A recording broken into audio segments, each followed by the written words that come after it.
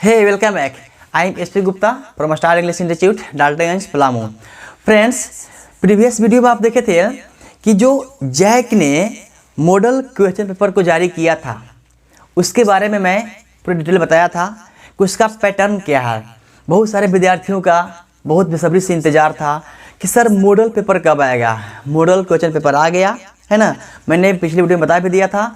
और लेकिन ध्यान देंगे, मैं केवल अभी तक जितने भी पढ़ाया हूँ इंग्लिश पढ़ाया हूँ, ठीक है। लेकिन देखिए आप लोग का प्यार, दुलार, सहयोग, ठीक है, जिस तरह से मिल रहा है मुझे, याद रखेंगे मैं कुछ ही दिन के बाद, मैंने कुछ ही वीडियो के बाद मैं आप लोग के इस YouTube चैनल के माध्यम से हर एक फैकल्टी को मैं लाऊंगा। जैसे आपको तो इंग्लिश में कोई दिक्कत नहीं है, मैं तो आपको इंग्लिश पढ़ा रहा हूँ, कोई दिक्कत वहाँ पर नहीं हो रहा है। अब ध्यान देंगे, इंग्लिश के साथ साथ आपको ध्यान देंगे 10th, 11th, 12th, ठीक है, यहाँ तक कि आपको कॉम्पिटिटिव के लिए भी मैं अब सारे फैकल्टी को धीरे धीरे इस चैनल पर, स्टार चैनल पर लाऊंगा। याद रखेंगे। लेकिन अभी प्रेजेंट में जिससे कि 12th का एग्जाम होने वाली है, तो 12th की एग्जाम होने वाली है, तो मुझे नहीं पता कि आप लोग क्या पढ़े हैं क्या नहीं पढ़े हैं, ठीक है। अब देखिए यहाँ पे तो जिस प्रकार से आप इंग्लिश मेरे चैनल से कंप्लीट कर रहे हैं, तब इंग्लिश के साथ साथ आपको फैकल्टी लेकर के आ रहे हैं बायो का। क्या का? बायो फैकल्टी पढ़ाऊंगा इसी के चैनल के माध्यम से, ठीक है। जो मेरे बायो पढ़ाने आ रहे हैं, ठीक है, वो जो सर हैं, सुभाष सर हैं, मैं अभी आप लोग को परिचय कराऊंगा, ठीक है। तो आप लोग को बायोलॉजी भी इस चैनल के माध्यम से आप पढ़ेंगे, फिजिक्स पढ़ेंगे, केमिस्ट्री पढ़ेंगे, ठीक है, यहाँ तक कि आप मैथ भी पढ़ेंगे।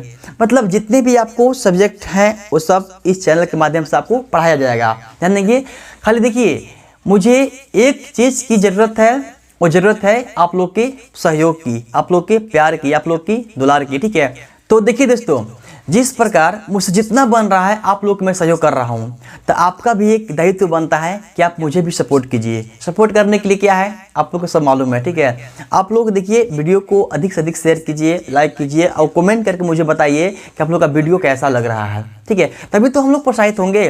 देखिए अब आप लोग के लिए इंग्लिश तो मैं पढ़ा ही रहा था, अब आप लोग के बायो, केमिस्ट्री, फिजिक्स, मैथ, ठीक है, यहाँ तक कि जितने भी आप अगर सब्जेक्ट को डिमांड करेंगे इस चैनल के माध्यम से, मैं सारे टीचर, मैंने अपने जो भी मेरे टीम चलेंगे अब, ठीक है। अब यहाँ से टीम वर्क शुरू होगा, ठीक है। अब टीम वर्क में क्या होगा कि हर एक सब्जेक्ट के हर एक टीचर इस प्लेटफॉर्म के माध्यम से, इस चैनल के माध्यम से आपको पढ़ाएंगे और आपको नए नए वीडियो, नए नए टॉपिक पर मिलते रहेंगे, ठीक है। ध्यान देंगे। तो देखिए अभी मैं ज़्यादा बात नहीं करते हुए अभी मैं आपको परिचय कराऊंगा, ठीक है। जो अभी आप लोग सर पढ़ाएंगे, बायो पढ़ाएंगे, ठीक है, वो है आपका सुभाष सर, ठीक है। आइए sir, welcome sir, Subhash sir welcome, आइए सर।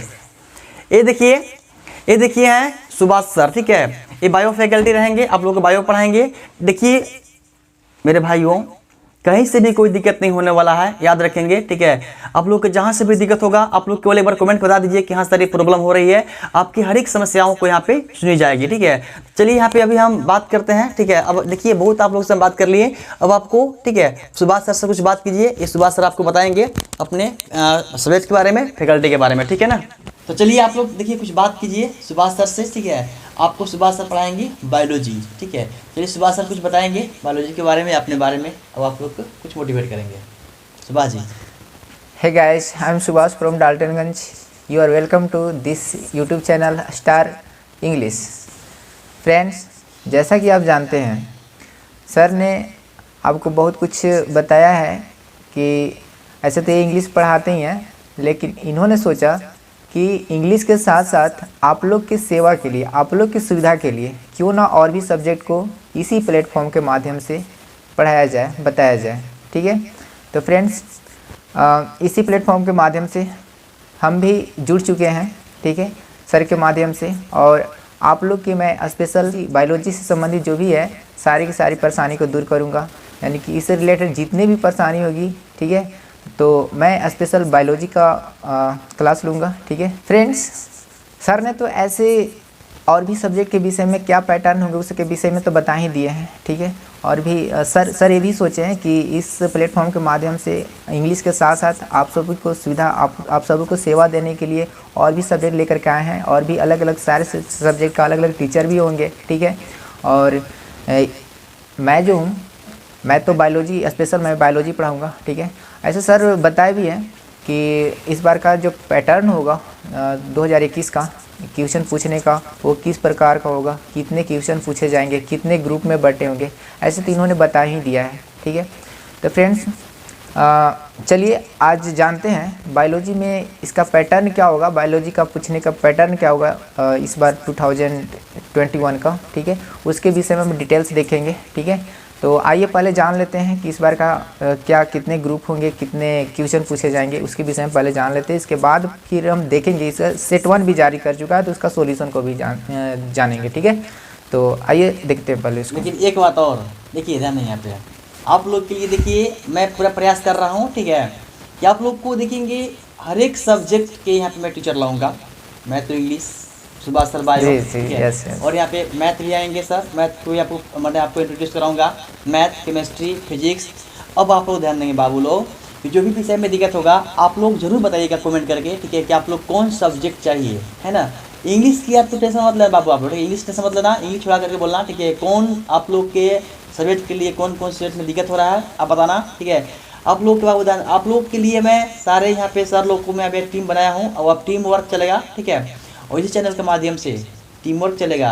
आप लोग को ध्यान देंगे 10th 11th 12th और कंपेटिटिव लेवल तक आप लोग कब कहीं जाना नहीं पड़ेगा, ठीक है। चलिए आप विशेष हम बात करेंगे बाद में। चलिए सुभाष सर आप बताएंगे, ठीक है, अपने कोर्स के बारे में कि बायोलॉजी किस तरह से पढ़ाते हैं, और सुभाष सर अभी जो पढ़ा रहे हैं इसके बारे में जरूर आप लोग कमेंट करके बताइएगा क्या इनके पढ़ाने का स्टाइल क्या है, कैसे पढ़ाते हैं, ठीक है। तो आइए जानते हैं। लेकिन हाँ सर जो भी बताए हैं ना, आप भी तैयारी करने के लिए तैयार रहिएगा, बिल्कुल जितना भी मेहनत बन सके उतना मेहनत करने के लिए आप तैयार रहिएगा, ठीक है। और पढ़ाने का काम हम लोग का है, ओके। तो आइए जानते हैं इस पैटर्न को, ओके फ्रेंड्स। देखिए फ्रेंड, इस बार जो बायोलॉजी का सेट 1 होगा ना, या पैटर्न होगा, उसका पूछने का क्या तरीका होगा, ठीक है। आइए पहले देखते हैं उसको। देखिए फ्रेंड्स, इस बार जो क्वेश्चन पूछे जाएंगे उसमें टोटल कितने क्वेश्चन पूछे जाएंगे, 41। कितने? 41 पूछे जाएंगे, ओके फ्रेंड्स। अब देखिए, ये जो 41 क्वेश्चन पूछे जाएंगे ना, ये सभी का मार्क्स मिलाकर कितने मार्क्स का हो जाएगा, फुल मार्क्स आपको 70 मार्क्स का। ये जो पेपर होगा उसके लिए मैं बता रहा हूँ, ठीक है। ये जो पेपर होगा वो 70 मार्क्स का होगा, ठीक है, जिसमें आपको पासिंग मार्क्स कितने का होगा, 23 का। कितने का? 23 का, ओके फ्रेंड्स। देखिए 23 मार्क्स जो पासिंग है, ऐसा देकर के अपनी मेहनत को कम मत कर दीजिएगा, ठीक है। ये तो 23 कुछ खास नहीं है, सिर्फ पास कर दीजिए, पास होने की व्यू से नहीं पढ़ना है, ठीक है। आपको अच्छा खासा मार्क्स लाना है, यानी कि 70 है तो 70 लाना है। अरे 2-3 कम हो जाए उससे कोई दिक्कत नहीं है जी, समझे क्या। चलिए आते हैं। हाँ जी, आप ये भी देख करके हॉपलेस मत होइएगा कि 70 मार्क्स का ही पूछा जाएगा, नहीं जी। 70 मार्क्स आपका पेपर में होगा, ठीक है। आपका जो 30 मार्क्स होगा ना, वो 30 मार्क्स आपका कॉलेज से प्रैक्टिकल से इतना रहेगा, ठीक है। 30 मार्क्स जो होगा वो प्रैक्टिकल से होगा, ओके। तो आइए जानते हैं अब टाइम क्या रहेगा। टाइम आपका 3 आवर्स का, जैसे कि पहले देते आया, इतना टाइम सभी को मिलते आया, आपका भी 3 आवर्स मिलेगा, ओके। आइए अब जानते हैं, ये जो 41 मार्क्स 41 जो क्वेश्चन होगा ना, वो कितने ग्रुप में बटे होंगे। ये 41 क्वेश्चन आपको 5 ग्रुप में बटे होंगे, ठीक है। वो 5 ग्रुप कौन कौन सा है, आइए जानते हैं। वो 5 ग्रुप है, group A, group B, group C, group D, group E. ये 5 ग्रुप होंगे जी आपको, ठीक है। अब यही 5 ग्रुप में आपके सारे के सारे क्वेश्चन देखने को मिलेंगे, ओके फ्रेंड्स। तो इसमें पहले देखते हैं ग्रुप ए। ग्रुप ए जो होगा ना, इसमें आपको 20 क्वेश्चन देखने को मिलेंगे। अब ये जो 20 क्वेश्चन होंगे ना, ये 20 क्वेश्चन MCQ से रहेंगे, ओके। MCQ से यानी कि मल्टीपल चॉइस क्वेश्चन, ठीक है। और इसमें जितने भी क्वेश्चन होंगे वो सारे के सारे 1-1 मार्क्स होंगे, यानी कि ईच ऑफ 1 मार्क्स, सभी 1-1 मार्क्स के होंगे, ठीक है। ये 1 to 20 इतने नंबर तक रहेंगे, ओके। अब ग्रुप बी को देखते हैं। ग्रुप बी में आपको 7 क्वेश्चन देखने को मिलेंगे। कितने? 7 क्वेश्चन देखने को मिलेंगे, ठीक है, जो फिल इन द ब्लैंक से होंगे। किससे? Fill in the blanks. आपका एक बॉक्स में कुछ इसका आंसर दिया रहेगा, जो फिलअप करना होगा वो दिया रहेगा, उसमें चूज करके क्या होगा, किसका आंसर क्या होगा, उसको चूज करके आपको फिलअप करना होता है। तो इसका जो होगा ना 7 क्वेश्चन देखने को मिलेंगे फिल इन द ब्लैंक से, ठीक है। और प्रत्येक होगा इच 1 मार्क्स का।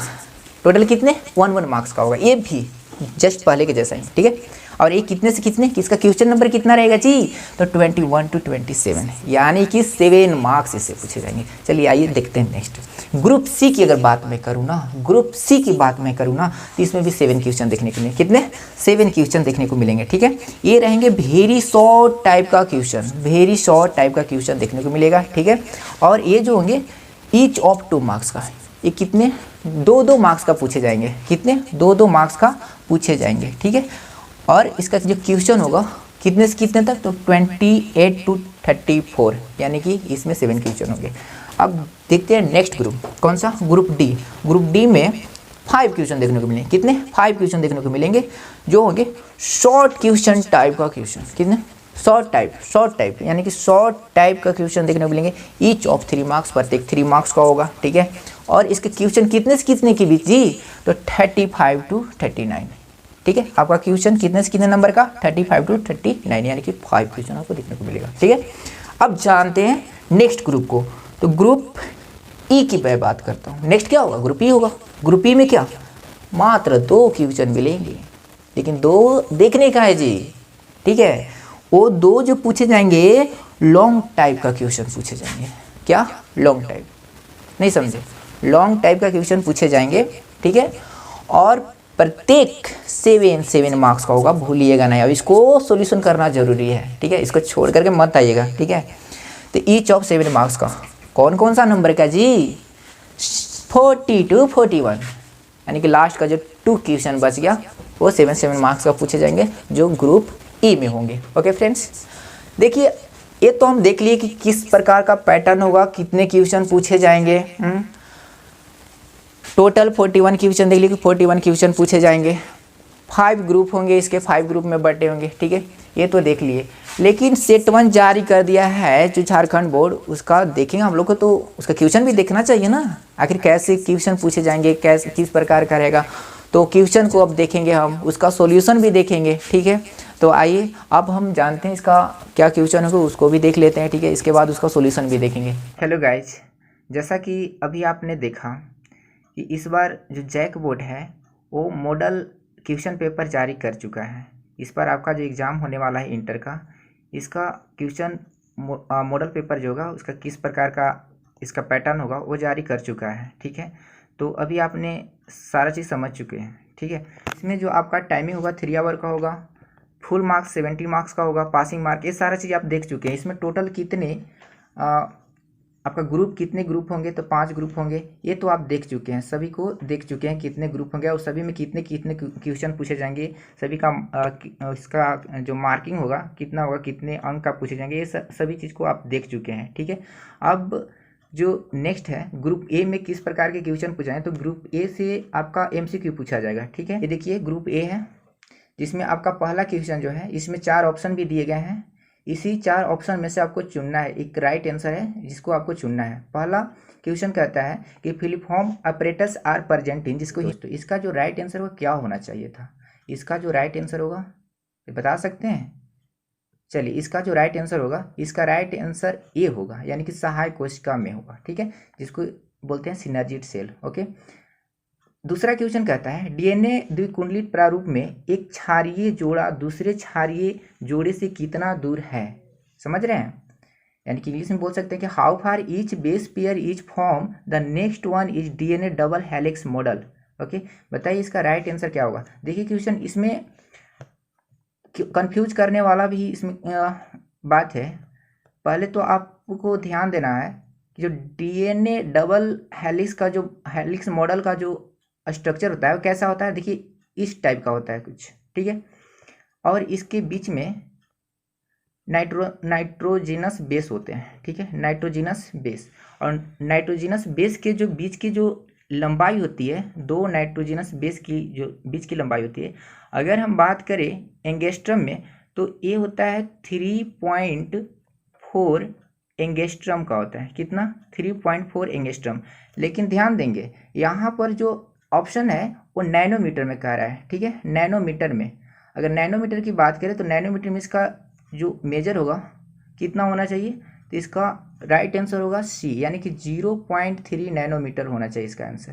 ठीक है, तो इसमें कंफ्यूज मत होइएगा। ओके, और ये जो होता है ना, देखिए यहाँ से यहाँ तक की जो आपको डिस्टेंस दिखाई दे रहा है इसको बोलते हैं लूप। क्या बोलते हैं? लूप। और एक लूप की जो मेजरिंग होगा कितना होगा? 34 एंगस्ट्रम का होता है। 34 एंगस्ट्रम का होता है। ठीक है, तो इस टाइप का अगर जो भी आता है आपके एग्जाम में तो इसको छोड़िएगा नहीं। ओके, अब देखते हैं तीसरा क्वेश्चन। तीसरा क्वेश्चन कहता है मीबिक पेचिस के द्वारा होता है जिसको हम बोलते हैं डाइसेंट्री। क्या बोलते हैं? डाइसेंट्री। पता है डाइसेंट्री क्या होता है? डाइसेंट्री जब किसी को हो जाता है तो इसमें काफ़ी ज़्यादा मतलब बार बार लूज मोशन होने लगता है, जिसकी वजह से डिहाइड्रेशन भी हो जाता है और बॉडी में पानी की कमी हो जाती है, उसी को डिहाइड्रेशन बोलते हैं। ठीक है, तो बताइए इसका जो राइट आंसर क्या होगा? होता है कैसे फ्रेंड?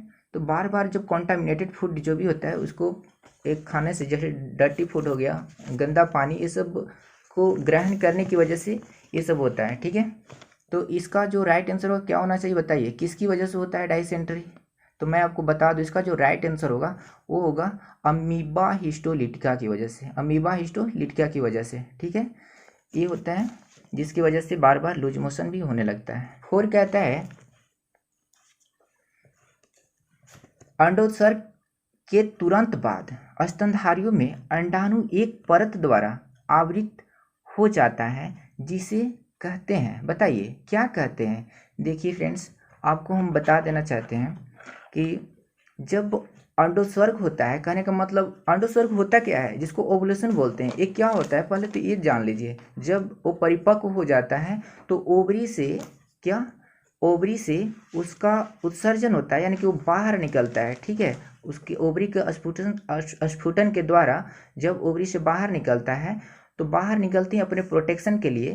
जैसे मान लीजिए ए क्या है, ओवम, ओवरी से निकला बाहर और अपने प्रोटेक्शन के लिए बाहर बाहर एक लेयर बना लेता है। क्या लेयर बना लेता है? ठीक है, और उसको बोलते हैं क्या, कोरोना रेडिएटा। क्या, कोरोना रेडिएटा। तो ओवुलेशन के बाद ठीक तुरंत बाद एक बाहर बाहर लेयर बना लेता है और इसी लेयर को बोलते हैं क्या, कोरोना रेडिएटा। ठीक है, इसमें कोरियन ये सब तो होगा नहीं। इसका जो राइट आंसर होगा क्या होना चाहिए? इसका कोरोना रेडिएटा होगा। ओके फ्रेंड, क्वेश्चन नंबर 5 कहता है कि निम्नलिखित में से कौन डीएनए प्रकृति का क्रियाधार है? बताइए इसका जो राइट आंसर क्या होगा? बताइए आप। इसका राइट आंसर होगा, आंसर वो डी होना चाहिए। ठीक है, इसका राइट आंसर क्या होगा? डी, यानी कि डीऑक्सी राइबो न्यूक्लियोटाइड्स ट्राइफॉस्फेट, इसका राइट आंसर होगा। ठीक है, क्वेश्चन नंबर 6 कहता है निम्नलिखित में से कौन एक विषैला पदार्थ है जो मलेरिया ज्वर में प्रति 3 से 4 दिन में दोहराने वाले कपकपाहट और उच्च ज्वर के लिए उत्तरदायी होता है? देखिए फ्रेंड, मैं आपको बता दूं कि ये जो मलेरिया का जो वाहक होता है वो क्या होता है? तो इसका जो होता है मादा एनोफ्लिज मच्छर, मादा एनोफ्लिज मच्छर होता है और इसका कैरियर था ये होता है प्लाज्मोडियम की वजह से होता है। प्लाज्मोडियम का, अब प्लाज्मोडियम भी एक होता है क्या, पैरासाइट, उसका नाम होता है, ये जो पैरासाइट होता है मलेरिया का उसका नाम है अस्पोरोजोइट। क्या, अस्पोरोजोइट। और जो अस्पोरोजोइट होता है जब ये रिप्रोडक्शन करता है तो ये कई स्टेज से गुजरता है। जब इसका लास्ट स्टेज होता है ना तो एक केमिकल का सेक्रेट करता है। क्या, केमिकल का सेक्रेट करता है। सेक्रेशन जब होता है केमिकल, उस केमिकल का नाम क्या है? तो होमोजोइन। क्या, उसको होमोजोइन बोलते हैं। जब जब इसका सेक्रेशन होता है होमोजोइन का तब तब क्या होता है, पूरे कपकपाहट के साथ शरीर में क्या होता है, बुखार आ जाता है। ठीक है, पूरे बदन क्या होता है, दर्द होने लगता है, इसमें बहुत ठंड भी लगने लगती है। ठीक है, तो आइए अब क्वेश्चन नंबर 7 देखते हैं। क्वेश्चन नंबर 7, निम्नलिखित में से कौन एक डीएनए में पैलिएंड्रोमिक न्यूक्लियोटाइड्स अनुक्रम है? तो इसका जो राइट आंसर होगा क्या होगा? इसका राइट आंसर CAATTC यानी कि राइट आंसर ए होगा। ठीक है, नेक्स्ट क्वेश्चन 8 कहता है निम्नलिखित में से कौन सहोपकारिता का प्रदर्शन करता है? क्वेश्चन नंबर 8 क्या कहता है, निम्नलिखित में से कौन सहोपकारिता का प्रदर्शन करता है, यानी कि which of the following exhibits mutualism? ठीक है, इसका राइट आंसर क्या होना चाहिए? इसका जो राइट आंसर होगा वो होगा बी। ठीक है, ऑप्शन बी, हर्मिट केकड़ा के कवच में पाया जाने वाला समुद्री एनीमोन। ओके, क्वेश्चन नंबर 9 क्या कहता है? क्वेश्चन नंबर 9 कहता है निम्नलिखित में से किसका शिष्ट जल का वाहित मल के द्वारा संदूषण का सूचक है? Cyst of which of the following is an indicator of contamination of water bye sewage? बताइए इसका राइट आंसर क्या होगा? तो इसका जो राइट आंसर होगा ये होगा एंट अमीबा। क्या? एंट अमीबा। ठीक है। क्वेश्चन नंबर 10 क्या कहता है जी? क्वेश्चन नंबर जो 10 है कहता है कि खाए जाने वाले गर्भ निरोधक गोलियों में से सबसे महत्वपूर्ण तत्व है, बताइए क्या है जी? तो इसका क्वेश्चन नंबर 10 का जो राइट आंसर होगा क्या होगा? Option A, progesterone oestrogen. ये दोनों मिला करके क्या बनाया जाता है? गर्भ निरोधक गोली बनाया जाता है। ठीक है। अब देखते हैं क्वेश्चन नंबर 11। निषेचन के समय एक आदर्श आवृत बीजी का मादा युग्मों को भीत होता है। The female gametophytes of a typical angiosperm at the time of fertilisation is. बताइए इसका जो राइट आंसर होगा क्या होगा? क्वेश्चन नंबर 8 का क्या होना चाहिए? इसका जो राइट आंसर होगा बी ऑप्शन राइट है। ठीक है। यानी कि 7 कोशिकीय होगा, 7 सेल्ड। क्या? 7 कोशिकीय यानी कि 7 सेल्ड इसका राइट आंसर होगा। अब देखते हैं क्वेश्चन नंबर 12 को। क्वेश्चन नंबर 12 क्या कहता है? क्वेश्चन नंबर 12 कहता है निम्नलिखित में से कौन एक परीक्षार्थ संस्करण है? परीक्षार्थ संस्करण यानी कि इंग्लिश में बोले तो which of the following is a test cross? बताइए इसका राइट आंसर डी होगा। अब देखते हैं क्वेश्चन नंबर 13 को। 13 कहता है कि निम्नलिखित में से कौन 3 कूट है जो पॉलीपेप्टाइड श्रृंखला के संश्लेषण का समापन करते हैं? बताइए। ऑप्शन ए इसका राइट आंसर है, UAA, UAG, UGA। ओके। अब देखते हैं क्वेश्चन नंबर 14। क्वेश्चन नंबर 14 कहता है कि एड्स की पहचान की जाती है। बताइए एड्स की पहचान कैसे की जाती है? एड्स की पहचान किस टेस्ट के द्वारा की जाती है जी? बताइए इसका राइट आंसर क्या होना चाहिए? तो इसका जो राइट आंसर होगा वो एलिसा टेस्ट के द्वारा। ठीक है। एलिसा टेस्ट यानी कि ऑप्शन बी इसका राइट होगा। एलिसा टेस्ट के द्वारा एड्स का परीक्षण किया जाता है, इसका जांच किया जाता है। ठीक है। अब देखते हैं क्वेश्चन नंबर 15 को। क्वेश्चन नंबर 15 कहता है कि DNA के एक रज्जुक से अनुवांशिक सूचना की RNA में प्रतिलिपि की प्रक्रिया को कहते हैं, क्या कहते हैं? The process of copying genetic information from one strand of DNA to RNA is termed as। बताइए इसका राइट आंसर क्या होना चाहिए? इसका राइट आंसर क्या होना चाहिए बता सकते हैं? इसका जो राइट आंसर होगा ना वो ऑप्शन बी होगा, यानी कि अनुलेखन, ट्रांसक्रिप्शन। ओके। देखते हैं क्वेश्चन नंबर 16। क्वेश्चन नंबर 16 कहता है कि निकोटीन के सेवन से किस हार्मोन का स्तर बढ़ जाता है? निकोटीन के सेवन से किस हार्मोन का स्तर बढ़ जाता है? तो इसका जो राइट आंसर होगा क्या होगा पता है? इसका जो राइट आंसर होगा ऑप्शन डी होगा, यानी कि एड्रेनलिन और नॉर एड्रेनलिन। ओके। देखिए आपको हम बता दें कि एक किस ग्लैंड से निकलता है, तो एड्रिनल ग्लैंड से निकलता है। ठीक है। और इसी हार्मोन को बोलते हैं इमरजेंसी हार्मोन भी बोलते हैं। ठीक है। क्या? इमरजेंसी हार्मोन के नाम से भी जाना जाता है, और इसको डू और डाई के नाम से भी जानते हैं ना। नंबर 17 कहता है पॉलीमरेज चेन रिएक्शन एक तकनीकी है जो निम्नलिखित में से किसके लिए उपयोग में लाई जाती है? बताइए। पता है आपको?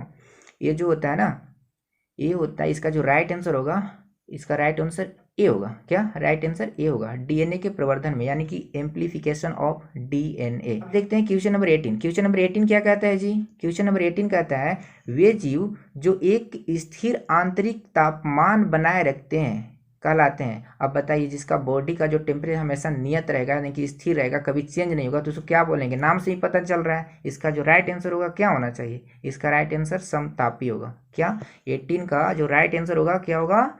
ऑप्शन बी, यानी कि समतापी, जिसको इंग्लिश में बोलते हैं होमियोथर्मिक।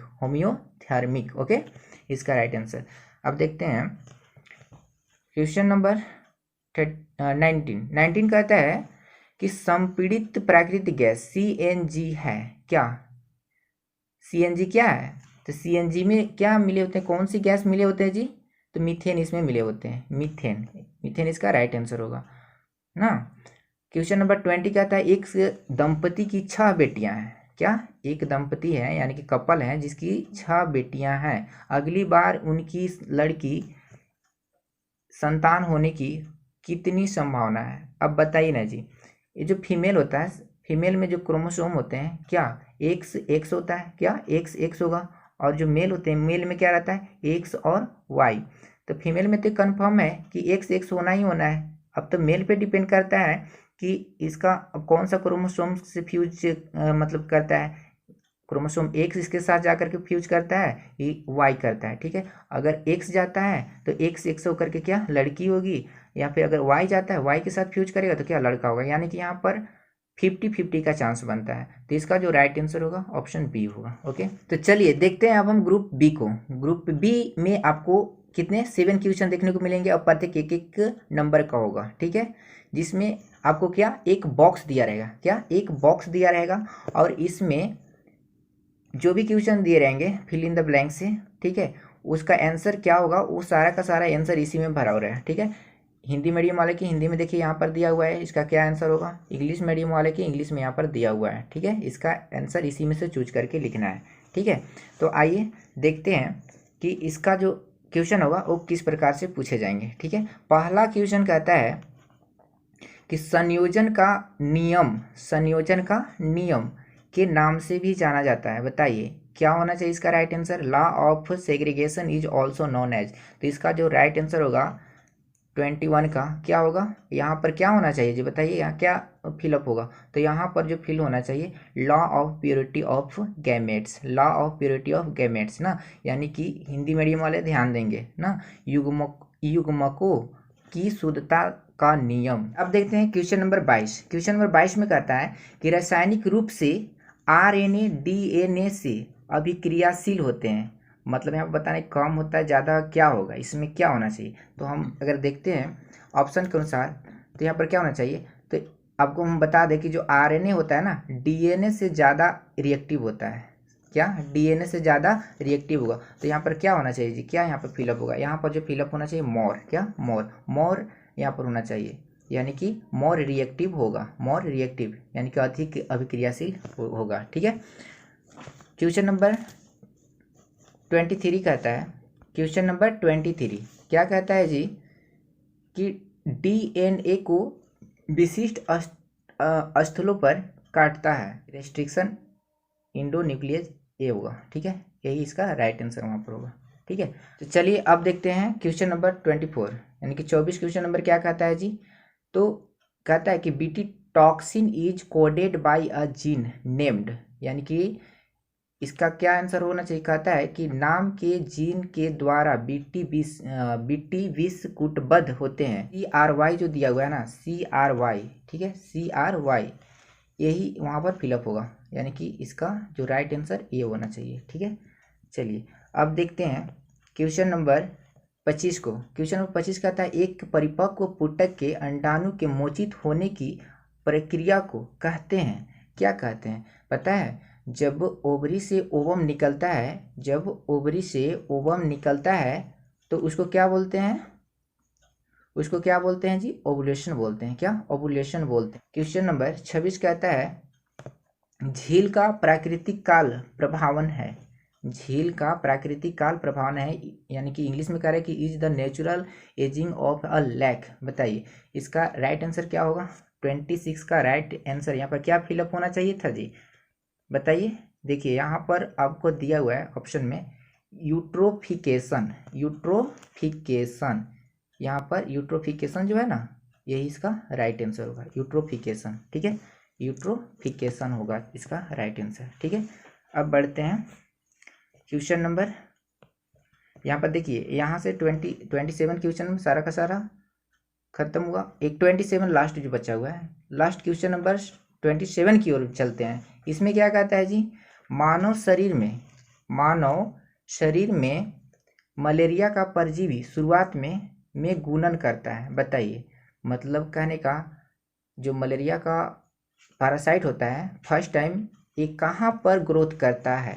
27 का बताइए फर्स्ट टाइम जब बॉडी में प्रवेश करता है तो उस समय ये कहाँ पर ग्रोथ करता है। तो आपको हम बता दें कि फर्स्ट टाइम वो लीवर पे अटैक करता है, कहाँ लीवर पे। तो लीवर का जो भी सेल होगा वहीं पर ही अपना वृद्धि करेगा, ग्रोथ करेगा, ठीक है। तो बताइए इसका राइट आंसर क्या होगा। चलिए यहाँ से देखते हैं, दिया हुआ है, हाँ देखिए लीवर सेल दिया हुआ है, क्या लीवर सेल, तो इसका जो राइट आंसर होगा लीवर सेल होगा। ठीक है, 8 नंबर का कहता है कि विषाणुओं के कारण होने वाले 2 रोगों के नाम लिखे। बताइए, इतना इजी, इट्स सो इजी यार, बताइए क्या होना चाहिए इसका। अरे तो विषाणु से तो बहुत सारे रोग होते हैं जी, अब किसको नहीं पता है। ठीक है, कोई भी 2 ठो इसमें तो लिखना है। बताइए क्या होना चाहिए। पोलियो बोल सकते हैं, एड्स भी होता है, वो भी क्या होता है, वायरस ही होता है। ठीक है, अब देखते हैं क्वेश्चन नंबर 29 कहता है, इसमें देखिए विस्तारित करें, यानी कि फुल फॉर्म लिखना है किसका किसका, तो BAC का और एड्स का, BAC का और एड्स का, ये दोनों का लिखना है फुल फॉर्म। बताइए इसका क्या होगा। BAC का फुल फॉर्म होना चाहिए BAC का ब्लड अल्कोहल कंटेंस होगा। ओके, अब देखते हैं फुल फॉर्म पूछ रहा है एड्स का। एड्स का फुल फॉर्म क्या होता है जी। एड्स का फुल फॉर्म होगा एक्वायर्ड इम्यूनो डिफिशियंसी सिंड्रोम। ठीक है, अब देखते हैं क्वेश्चन नंबर 30 कहता है, इसमें देखिए कुछ डिफाइन करना है जी, जिसमें क्या पूछा है, तो कंटिन्यूस सिंथेसिस और इंट्रोन। देखिए कुछ कुछ ऐसे हैं जिस यहाँ पर तो हम विस्तारित इतना कर नहीं सकते हैं, इस लाइव क्लास में ही देखा जा सकता है। ठीक है, तो इसको अब इसके अगले क्वेश्चन को देखते हैं। अगला क्वेश्चन क्या कहता है, 31 कहता है कि प्राक्कन के अभिकर्मक से आप क्या समझते हैं। प्राक्कन के अभिकर्मक से आप क्या समझते हैं, यानी कि what do you understand by agents of pollination. यानी कि जो पॉलिनेशन पता है क्या होता है, एंथर से जो पोलन ग्रेन्स होते हैं उसके निकल के स्टिग्मा तक जाने की जो प्रोसेस होता है उसको क्या बोलते हैं, हम उसको बोलते हैं पॉलिनेशन। और पॉलिनेशन के एजेंट्स यानी किसके किसके द्वारा पॉलिनेशन हो सकता है, इसका एजेंट्स कौन कौन हो सकते हैं। बताइए किसके द्वारा पॉलिनेशन होता है। तो आपको हम बता दें कि पॉलिनेशन जो होता है ना, उसके कई फैक्टर होते हैं। ठीक है, उसके कई फैक्टर होते हैं, जैसे कि विंड के द्वारा भी होता है। किसके द्वारा, विंड के द्वारा भी। तो विंड के द्वारा जो होता है, विंड के द्वारा होता है उसको बोलते हैं हम एनिमोफिली। क्या बोलते हैं, एनिमोफिली, विंड के द्वारा। फिर होता है इंसेक्ट्स के द्वारा। किसके द्वारा, इंसेक्ट्स के द्वारा। तो इंसेक्ट्स के द्वारा जो होता है उसको बोलते हैं एंटोमोफिली। क्या, एंटोमोफिली। होता है बैट्स के जो द्वारा होता है उसको बोलते हैं क्रेप्टेरोफिली। ठीक है, अब देखते हैं क्वेश्चन नंबर 32 क्या कहता है जी। क्वेश्चन नंबर 32 कहता है कि मानव जीनोम परियोजना के 2 महत्वपूर्ण लक्ष्य क्या है। मानव जीन्स के बारे में पता करना, मानव जीन्स के बारे में पता करना, इसका पहला लिख सकते हैं। दूसरा क्या होगा, तो जीन्स के कार्य का निर्धारण करना। इसके ऐसे बहुत सारे लक्ष्य होते हैं, लेकिन 2 ही पूछा, इसमें 2 आप बता सकते हैं। ठीक है, अब देखिए अगला जो क्वेश्चन है, क्वेश्चन नंबर 33 का क्या कहता है। क्वेश्चन नंबर 33 कहता है कि जीन चिकित्सा क्या है। जीन चिकित्सा क्या है, बताइए। देखिए जी, जीन चिकित्सा होता है, बहुत लोग ऐसे होते हैं जिसमें अनुवांशिक की बीमारी होता है। वो अनुवांशिक की जो बीमारी होता है ना, क्या अनुवांशिक की जो बीमारी होता है वो किसकी वजह से होता है, तो वो जीन की वजह से ही होता है। ठीक है, वो हेरिडिटी जो भी होता है डिजीज, वो जीन की वजह से होता है। तो जीन को ही चेंज कर दिया जाता है। ठीक है, तो जीन को यानी कि किसी के बॉडी के अंदर, यानी कि जो सेल होता है, टिश्यू होता है, उसके अंदर इंटर करके प्रवेश करा करके और इस तरह से जो इलाज किया जाता है उसी को बोलते हैं क्या, जीन चिकित्सा कहते हैं। ठीक है, क्या, जीन चिकित्सा के नाम से इसे जाना जाता है। ठीक है, क्वेश्चन नंबर 34 कहता है कि अपूर्ण प्रभाविता को परिभाषित करें। अपूर्ण प्रभाविता को परिभाषित करें, इसको बोलते हैं डिफाइन इनकम्प्लीट डोमिनेंस। इसका एग्जाम्पल भी कह रहा है कि एग्जाम्पल इसका क्या होगा। ठीक है, तो इस तरह के जो भी इसका तो काफ़ी डिटेल्स डिस्क्रिप्शन भी देना होगा। ठीक है, तो इस प्रकार के लाइव क्लास में ही देखा जा सकता है। ठीक है, अब देखते हैं, चलिए यहाँ से स्टार्ट होता है ग्रुप डी। और ग्रुप डी का इसमें आपको 5 क्वेश्चन देखने को मिलेंगे और प्रत्येक 3 मार्क्स का होगा। ठीक है, इसमें जो पहला क्वेश्चन कहता है कि दिए गए चित्र में ए, बी एवं सी की पहचान करें। बताइए, ये तो फिगर दे दिया है जी यहाँ पर। बताइए इसमें क्या होना चाहिए। जो ए दिया हुआ है, ये देखिए तो यहाँ पर क्या है जी, ये ओवरी है। क्या, इसको बोलेंगे हम ओवरी। इसका क्या होना चाहिए, ओवरी, यानी कि अंडाशय। देखिए यहाँ पर बी मार्किंग क्या है, यहाँ पर बी का क्या होना चाहिए था, देखने से ही पता चल रहा है। इसको बोलते हैं फैलोपियन ट्यूब, यानी कि अंडवाहिनी डिम्बवाहिनी जो भी कहिए, तो फैलोपियन ट्यूब। ठीक, अब जो है देखिए यहाँ पर क्या दे रहे हैं, मार्किंग यहाँ पर सी। बताइए क्या है। देखिए जो यूट्रस होता है ना, यूट्रस के जो सबसे अंदर का जो लेयर होता है, ठीक है, सबसे अंदर का जो भाग होता है, ठीक है, उसको क्या बोलते हैं हम? उसको बोलते हैं इंडोमेट्रियम सेल। क्या? इंडोमेट्रियम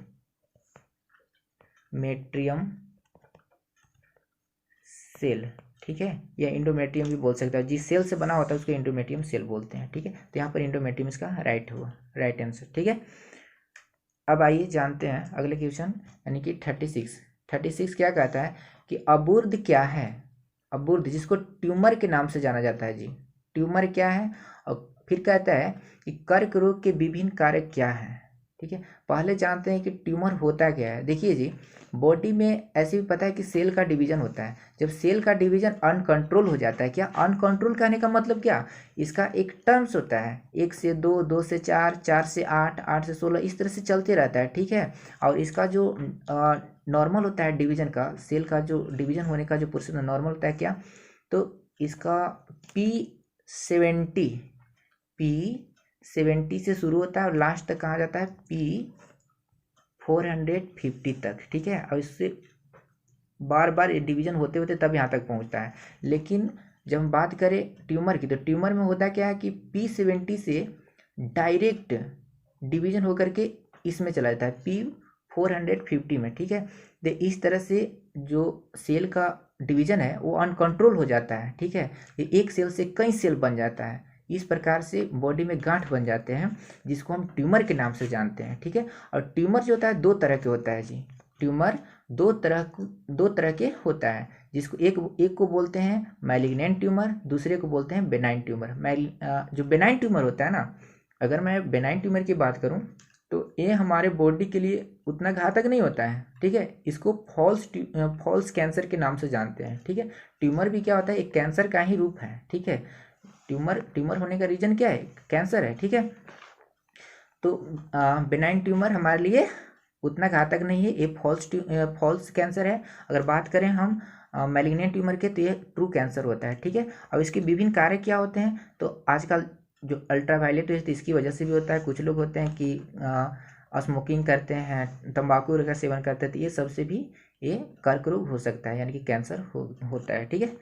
अब चलिए जानते हैं क्वेश्चन नंबर 37 में क्या कहता है। 37 कहता है कि जीवों के आनुवांशिक रूपांतरण में निम्नलिखित में से 3 आधारभूत चरणों को लिखें। 3 आधारभूत चरण इसमें लिखने के बोल रहा है, और 3 आधारभूत चरण क्या क्या होते हैं बताइए। तो पहला हम बोल सकते हैं कि वांछनीय जीन के साथ डीएनए का आइडेंटिफिकेशन। दूसरा हम बोल सकते हैं कि होस्ट में, यानी कि सेकेंड हम क्या बोलेंगे जी? सेकेंड बोलेंगे कि होस्ट में आइडेंटिफाइड डीएनए का परिचय, ठीक है। थर्ड की अगर हम बात करें, थर्ड होता है होस्ट में शुरू किए गए डीएनए का रख रखाव, ओके। ये 3 होते हैं, ठीक है। तो इस तरह से 3 आधारभूत चरणों को आप लिख सकते हैं, ठीक। अब हम देखते हैं क्वेश्चन नंबर 38।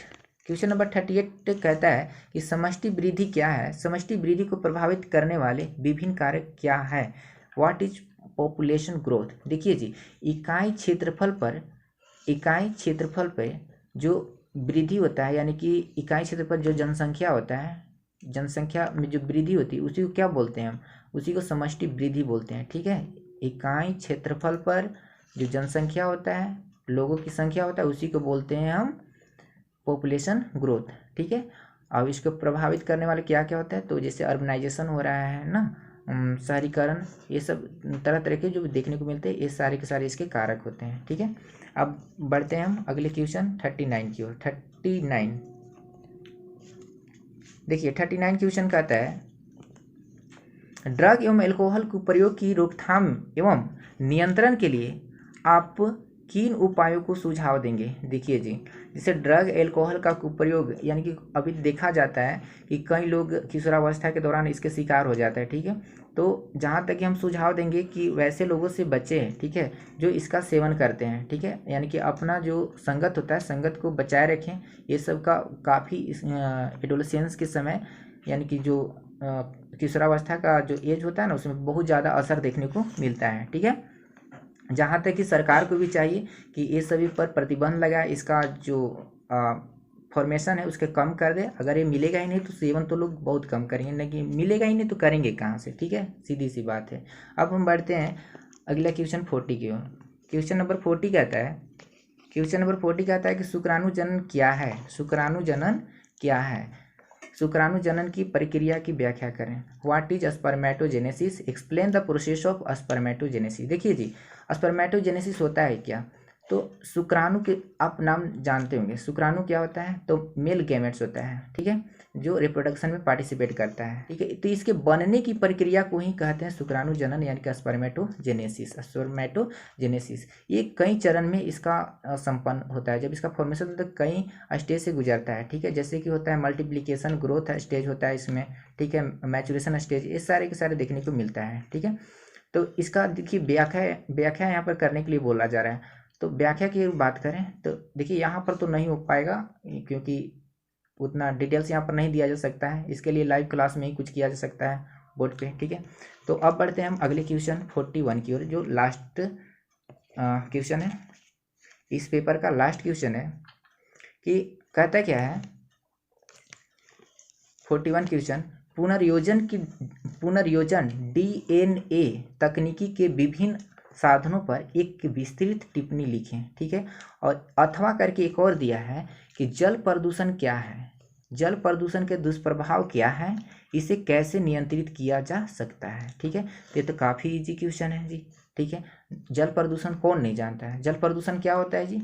जल प्रदूषण जैसे कि होता है क्या है कि जो नदी नाला होता है उसमें कभी कभी कुछ लोग करते क्या है कि घर के जो भी अपशिष्ट पदार्थ होते हैं वो सब ले जा करके उसमें डाल देते हैं, या जो फर्टिलाइजर्स होते हैं वो सब की वजह से भी सीधे अगर उसमें प्रवाहित होता है तो उससे भी जल क्या हो जाता है, पोल्यूट हो जाता है, ठीक है। इस तरह से और भी मतलब कूड़े कचरे जो भी है तो उस प्रवाहित करने से भी जल प्रदूषण होता है, ठीक है।